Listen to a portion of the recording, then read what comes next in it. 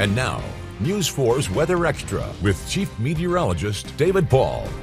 Welcome into Weather Extra on this Thursday evening. Meteorologist Ryan Duggar with me. It was warm and muggy today, but that temperature at 89, as you saw, below normal. Yeah, I mean, whenever you get these clouds and also some showers and thunderstorms, the outflow from them can spread out and help cool us down a little bit. Yeah, right. We hit 89, then we dropped into the 80s and 70s widespread. It's that time of year, though, where some real heat can move in. June is known for some hot temps in the Wiregrass. Have a look with meteorologist Zach Webster. June marks the start of meteorological summer. It also starts as the first opportunity for that door to open for some of that extreme heat to begin to build into the region. Obviously, we're not seeing any sort of indications that we'll see that anytime soon, but June is the month where we could start to see some of those temperatures at times begin to climb up toward the triple digits. Just about every single day through the month of June has a record high in the triple digits. The 9th and the 10th, the only 2 days that don't have a record high in the lower 100s. 2009, 2011, the two primary years that are responsible for most of these record highs in the lower 100s. June also features a day where the high temperature reached 105 degrees. That ties the all-time record high that we've seen in Dothan. That happened on June 23rd in 2009. We've also reached 105 degrees 3 other times through the month of July. As you just saw, many of the record highs for the month of June in Dothan are in the lower 100s. However, our average first day where we see those high temperatures in the lower 100s is still out toward July 3rd. Normal highs start off the month at around 90 degrees, and then by the end of the month, we'll see those normal highs warming up to around 93 degrees.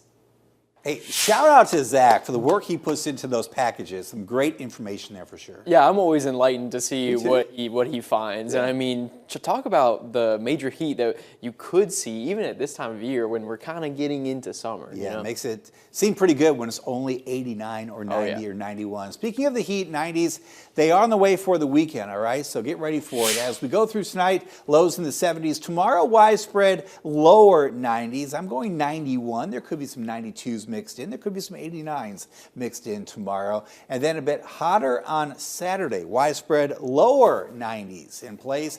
You factor in that muggy air that moves in for the weekend too, so the heat index, I'm thinking probably 100, maybe a bit above that Saturday afternoon. Yeah, even though the temperatures won't be reading into the hundreds, it'll probably still feel kind of uncomfortable to be outside. Yeah, it's really all about the feels like the heat index as we go through the summer months. All right, let's move on here and talk about next week because some changes will occur in the overall atmosphere. Rain chances going up across, you can tell, the Mid-South and the South, and in that zone where it will be wetter as we go through next Wednesday through the following weekend, temperatures won't be nearly as hot. So some relief from the heat across portions of the South, but it shifts. So it goes northward. Yeah, northward for sure. I mean, take a look at how much they could be for our northern neighbors up above that normal. I'm actually not really sure what the normals for areas in the Midwest are for this time of year, but should be 80s, I would think. 80s? Lower 80s, yeah. So okay. They could get into the 90s up there. So yeah. Plenty of time to watch the heat there.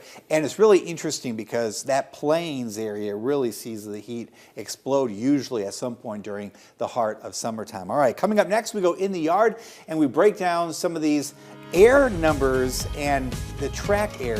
A lot of information to discuss regarding the tropics coming up next. And now, News 4's Weather Extra.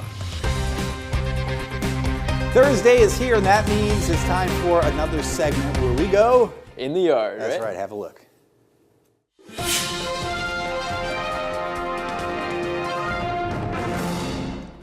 In the yard this week, I'm doing this in stages. It's time to put down new mulch. I've got 75 bags total, 38 already unloaded and stacked up, 37 more in the truck. I don't have time today to put all this down, so we'll get this unloaded, and then next time I'll be putting it down on the ground. Let's go.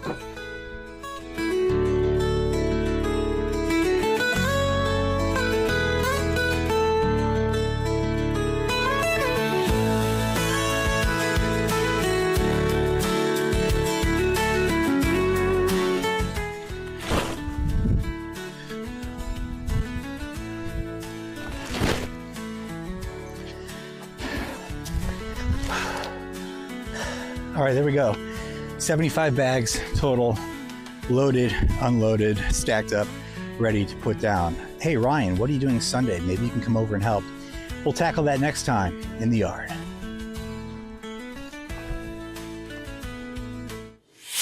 All right, what do you think? I actually just remembered. I actually got some vacation on Sunday. I gotta leave town now. You're gonna be maybe busy, another right?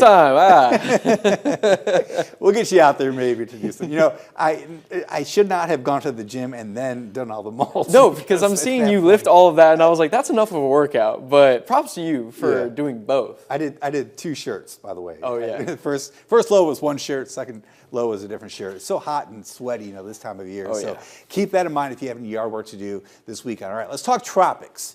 Across the Atlantic Basin, it is nice and quiet, that little spin moving off the coast of the Carolinas. I'm glad that did not organize. Never fun to have a low-end tropical system during the month of June. By the way, the GFS is backing off on that 16-day hurricane forecast, which it has been doing for a long, long time, which is why we say if you see that in the GFS or you see someone online sharing the GFS long range, disregard it, long range especially. Yeah, exactly. You need multiple runs, and not saying that the GFS isn't sometimes right, but you're having to consider how early it is in the season and how much it had been printing really good spin-ups while other models just nothing. Not at all. So let me show you some of this data regarding model performance. This is a look at the air in the tropics at about 18,000 feet.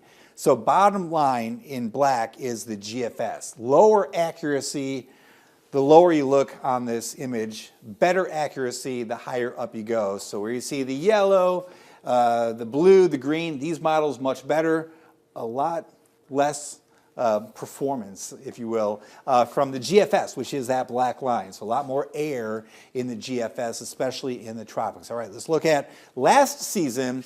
So the track air, if you look at a few different models here, the worst performing model long term in black is the GFS. The GFS, Yeah. That's right. The European model did pretty well. The Canadian model did pretty well also. Now, I'll give the GFS props here because if you look at the intensity forecasts for last year, going from a 12-hour forecast to a 7-day forecast, less air the farther down you go on this image. So the black line, the GFS, actually for intensity last season did pretty well. And honestly, going back to last season too, I think I kind of remembered that a little bit when we were tracking some storms. So yeah, maybe don't discount it too much when we look at that. That's why we look at all the data when we share forecasts on the tropics with you. That's it for tonight. We'll see you tomorrow right here on News 4. Good night.